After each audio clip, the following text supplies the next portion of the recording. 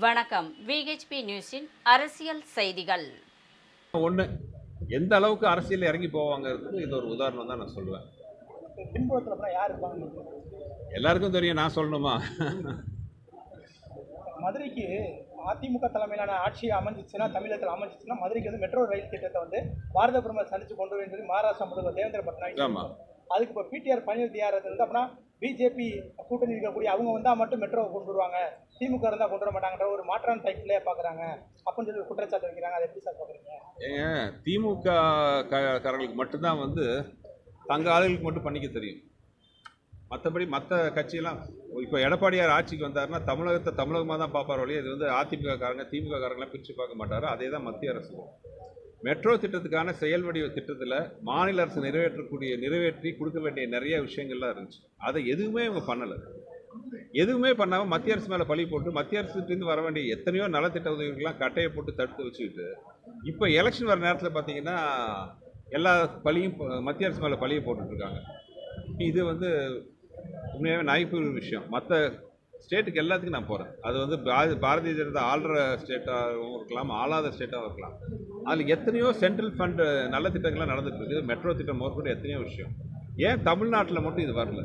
ஏன் சென்னையில் வந்து ஆரம்பிக்கலையா மெட்ரோ திட்டம்? அதிமுக ஆட்சியிலே மெட்ரோ திட்டம் ஆரம்பித்து கிட்டத்தட்ட முக்கால்வாசி இடத்துல நிறைவேறி நல்லபடியாக தான் போயிட்டுருக்கு.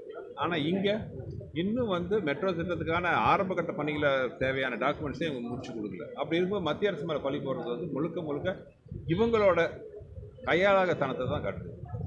அமைச்சர் பிடிஆர் நேற்று ப்ரெஸ் மீட்டில் இன்னொரு தகவல் என்ன சொல்கிறாருன்னா, 2003 2014 வரைக்கும் முன்னாள் முதல்வர் ஜெயலலிதா அவங்க ஆட்சி காலத்தில் சிறப்பாக அந்த நிதிநிலையை வச்சுருந்தாங்க, கடன்லாம் அதிக அளவுக்கு போகல.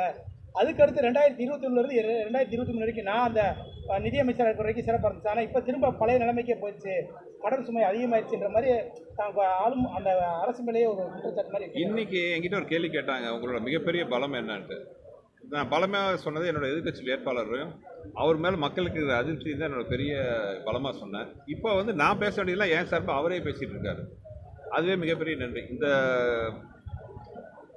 திமுக அரசு என்னெல்லாம் பண்ணலையோ அது வந்து நாங்கள் சொல்கிறத விட அவரே நிறையா சொல்கிறாரு. அதுக்கான ரெக்கார்டெல்லாம் நிறையா வேறு இருக்குது. இப்போ நீங்கள் சொல்கிறதே புது விஷயம். முந்தா நாள் அவரே சொல்லியிருக்காரு, இந்த ஆட்சியில் எவ்வளவோ நல்ல விஷயம் நான் பண்ணணும்னு ஆசைப்பட்டேன், நான் இந்த டேர்மில் எவ்வளோ நல்ல விஷயம் பண்ணணும்னு ஆசைப்பட்டேன், அதெல்லாம் பண்ண முடியல, அதுக்கு நிறைய ப்ரெஷர் தான் காரணம், அரசியல் காரணங்களுக்கு அது வெளியில் சொல்ல முடியல. இது அவரே சொன்னது. சட்டசபையில் அவரே பேசியிருக்காரு, என்னால் எதுவுமே பண்ண முடியல, அதிகாரிகள் கையில் தான் இருக்குன்ட்டு தன்னோட பொறுப்பை தட்டி கழிச்சிருக்காரு. அதனால் முதலமைச்சரால் கண்டிக்கப்பட்டு இருக்காரு. ஸோ நாங்கள் பேச வேண்டிய விஷயத்தெல்லாம் அவரே பேசிகிட்டு இருக்காரு. அதனால் வந்து மக்களுக்கு தேவையான உண்மையை வந்து அவரே எங்கள் சார்பாக பேசிகிட்டு இருக்காரு. அவருக்கு என்னுடைய மனமார்ந்த நன்றி. Okay, thank you.